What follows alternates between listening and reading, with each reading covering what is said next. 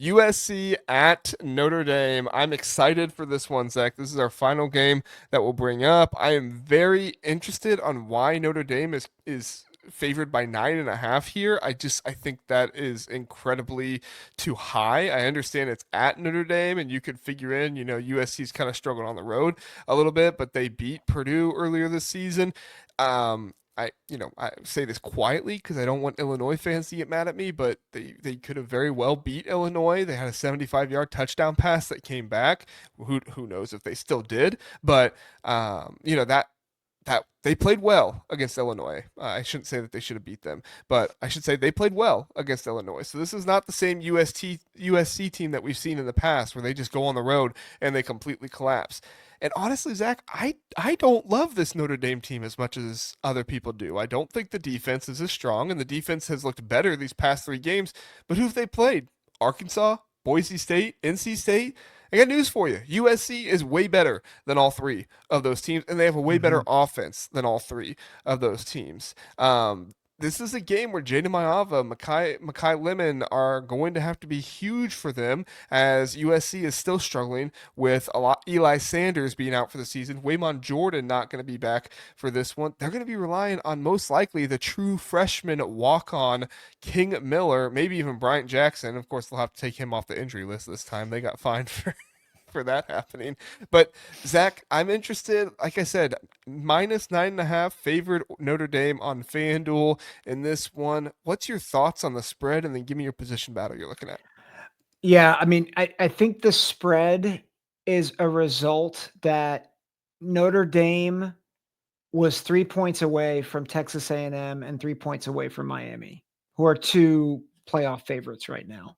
So I don't love that logic because they lost, and I think that Miami game was probably a little bit more. It was close in score, but I think especially in the first half, I felt like Miami kind of took it to them. Um, I also just I understand why Notre Dame is favored. They're at home. I do feel like this is still kind of reading in the projection from preseason. Oh, it 100% is. Yeah. Yeah, and because again, I need to look up their schedule for a minute. But I don't feel like Notre Dame has been all that impressive in their wins. Like they played NC State, which like NC State's not good. Now they took Arkansas to the woodshed.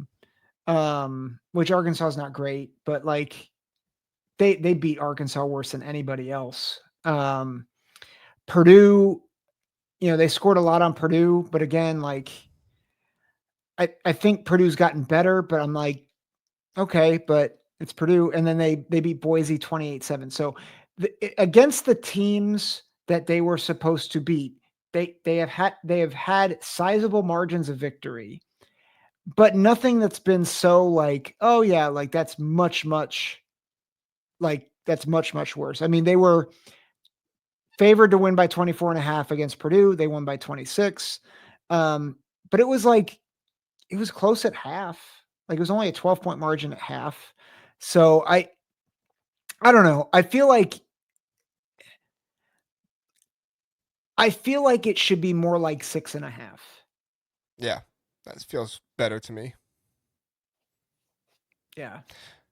Um, so I saw this graphic on Twitter today by K Ford. Mm. His ratings. He has a lot of really good ratings, and it made a lot of sense to me. Obviously, Notre Dame is all the way up at the overranked at 13, and Illinois is all the way down there at underranked at 14. Because what have we been saying for all this time? What is the true difference between Notre Dame and Illinois? Yes, Illinois lost by more points to Indiana, but you could also make a very good argument that Indiana and Ohio State are both way better than Miami and Texas A&M, right? I mean, Ohio State, the odds makers have come out and said Ohio State would be a touchdown favorite over Texas A&M at this point. So Yep. to me, it's kind of crazy that Notre Dame is this high, Illinois is this low. It makes me think that this is a much closer game than people are going to give it credit for. And it's honestly going to be kind of like the Illinois USC game. Can Yep. USC make the plays that they didn't make in that Illinois game to be able to win the game? Because guess what? Notre Dame has really good running backs. Illinois has really good wide receivers. Notre Dame has a really good quarterback in CJ Carr. Illinois has a really good running back or quarterback and Luke Altmaier. And honestly, the Notre Dame offensive line has not been fantastic this year, and that's where I start with my position battle is this Notre Dame's pass protection versus this USC pass rush. This USC pass rush began the year in the first 3 games tied for the most sacks per game. They had 14 sacks in the first three games this season.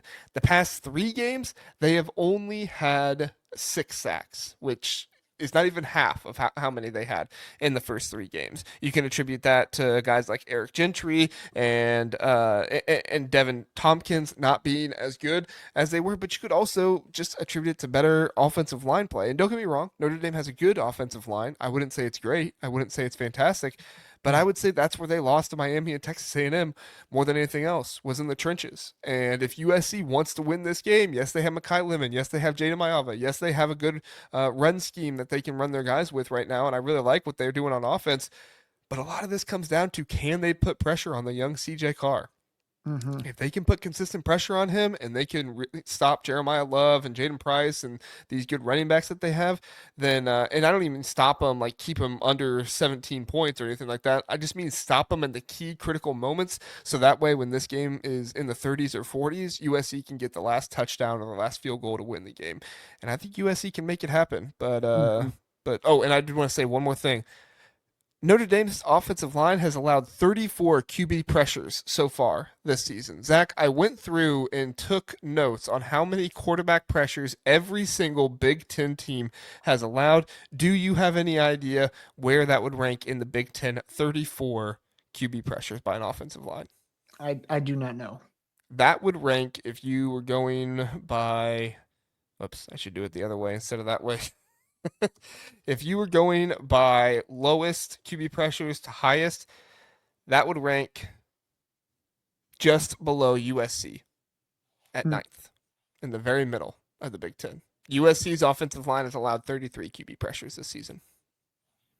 Mm. So I don't know. We'll see what happens. I wouldn't say, like I said, I wouldn't say Notre Dame's offensive line has been bad, but I definitely don't think it's as good as some people think it is. It hasn't been as good as people thought it would be, for Yeah. sure. Anthony Knapp, Um, the left tackle, has struggled. They have a right guard that's not been so good. Their center hasn't been fantastic. And just talking in pass pro here. yeah, But yeah, what's your position battle, Zach? it's the same. Oh, Yeah, USC D line versus Notre Dame offensive line. yeah, it's Lambert, the right guard there. Did you have anything else you wanted to add to that, or did I say No, enough? I think you said it all. So, but I can give my score prediction if Yeah, you go would for like it. it. Sure. Yeah. Um, I I think people have been underrating USC all season, and I think you said it best. They probably should be 6-0. Like I don't know if I would say they should be, but they had a chance to they be. had They had a a chance to chance be. to be. I Yeah. know Illinois fans are about to get mad at me. Sorry. Yeah. I Well, I mean, Illinois fans, it's kind of like the same argument they're making with Ohio State, right? Like it was a closer game than the stuff indicated. Well, you can make the same argument with USC yeah. in Illinois if you want to make that argument. But anyway, go ahead. Yeah. I I think Notre Dame, yeah, I was just looking back at the Notre Dame Miami game.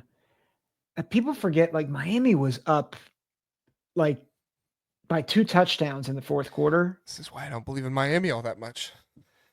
They let teams back into it at the end of the game. Yeah, and I'm like, how much of that was Miami kind of letting off the gas versus Notre Dame coming to get it?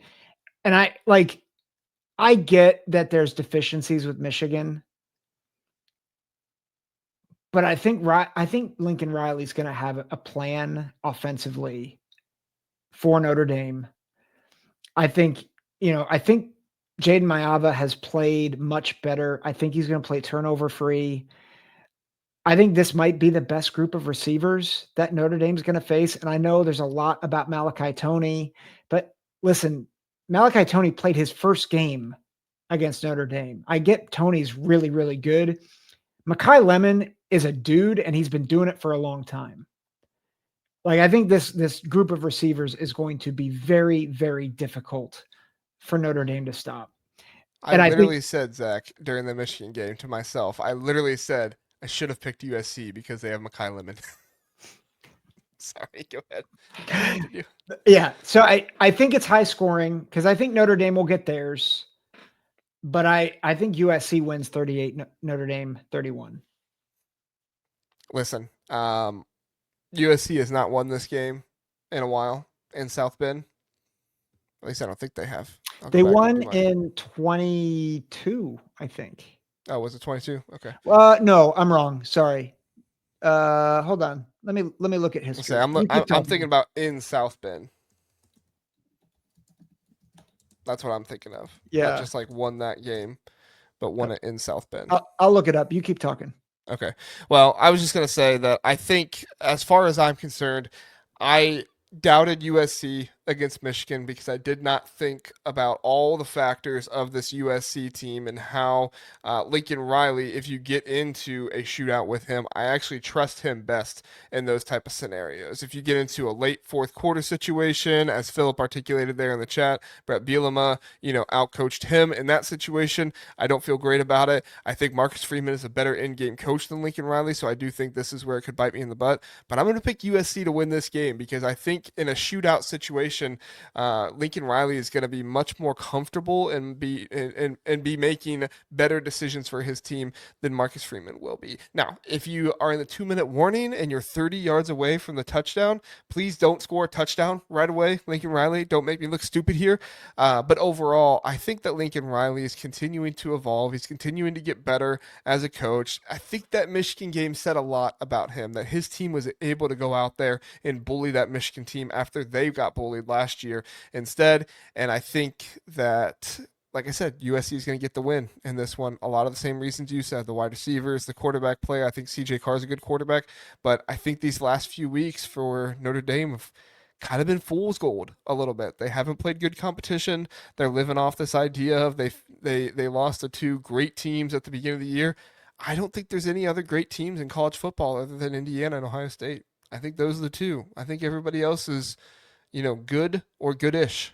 And I think if you lose to Miami and Texas A&M, I think you can lose to USC. The only hesitancy I have two things: Marcus Freeman as a head coach in game, and a road game for USC.